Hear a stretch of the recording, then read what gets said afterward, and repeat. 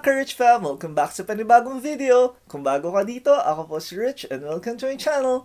For today's video, join me as I unbox and review the N99 laptop cooling pad. So, let's go!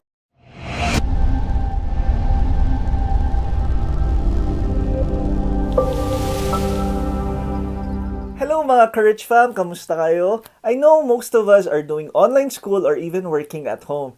At sa mga gumagamit dyan ng mga laptop or tablet, minsan kapag mahabang oras ang paggamit natin sa mga gadgets na yon, medyo umiinit siya. So for today's video, allow me to share a laptop cooling pad. Binili ko ito sa Shopee. Ang original price nito is 350 pesos, but I got it during a flash deal sale. So ang binayaran ko lang is 280 pesos. Isa siya sa mga top 5 na best-selling laptop cooling pad sa Shopee.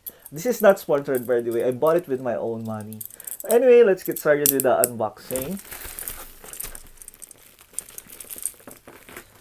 I know na medyo marami ring laptop cooling pad na mas mura, but kapag bumibili ko sa Shopee, I try to check the reviews. And sadly, kahit even yung mga ibang expensive na laptop cooling pad, ang problema sa kanila is masyadong maraming mga, it's either LED lights or whatever, pero mahina yung fan. And of course, ang main goal ng mga laptop cooling pad is to dissipate the heat of the laptop or the tablet.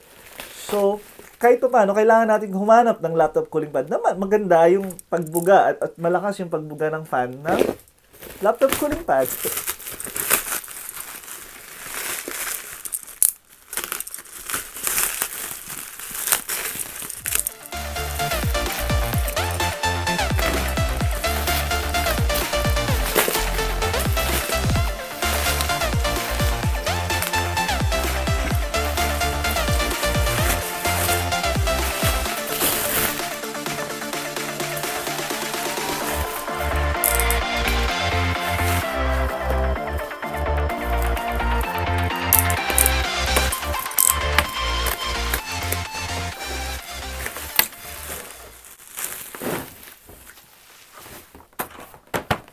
Ta-da! So here is the N99 laptop cooling pad.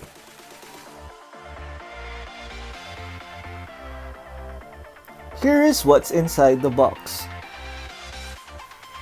You will get a USB cable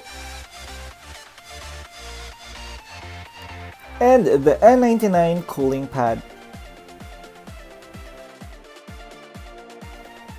The dimension of the cooling pad is 360 by 260 by 30 millimeters. The net weight is at 0.9 kilograms. It comes with two heavy-duty fans with blue LED lights.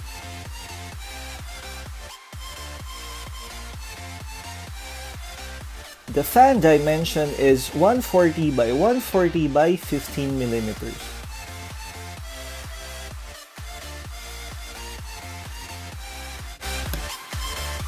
The fan speed is at 750 to 1500 RPM.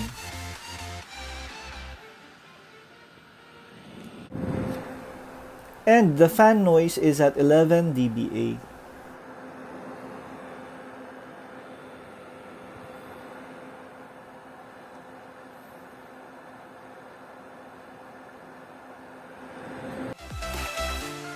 There's a latch at the front to secure any laptop. There are two USB ports at the back, and the top surface is made out of metal mesh. Once you lift the back, you will see the metal stand.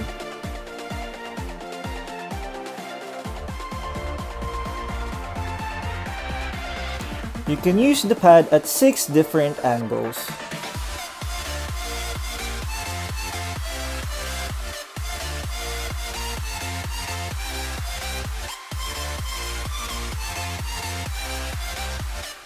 It will automatically turn on once you insert the USB cable to the port. The current is at 0.3 amperes, it supports 5 volts voltage, and 3 watts power input. The airflow is at 23 to 44 CFM, and the air pressure is at 0.45 to 1.35 mmHg. It can support any small laptop.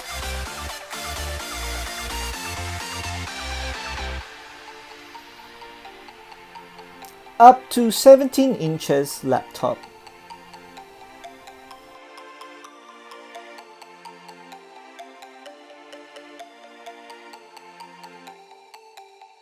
So this is the N99 laptop cooling pad. Now let's talk about the pros and cons ng laptop cooling pad na ito. Ang first is, itong mesh part na to is made out of metal. So matibay siya, and of course it helps to cool the laptop din kasi kapag nalalamigan siya ng fan, lumalamig din yung metal part. So madali siya mag-dissipate ng heat ng laptop nyo. And also itong part na to ay made out of metal din, so matibay siya. But you have to be careful kasi itong part na to parang medyo madaling maputol, or it's quite flimsy. So you just have to be cautious when you're using that. Okay din na adjustable yung height niya ng different settings depending kung gaano nyo kataas gusto.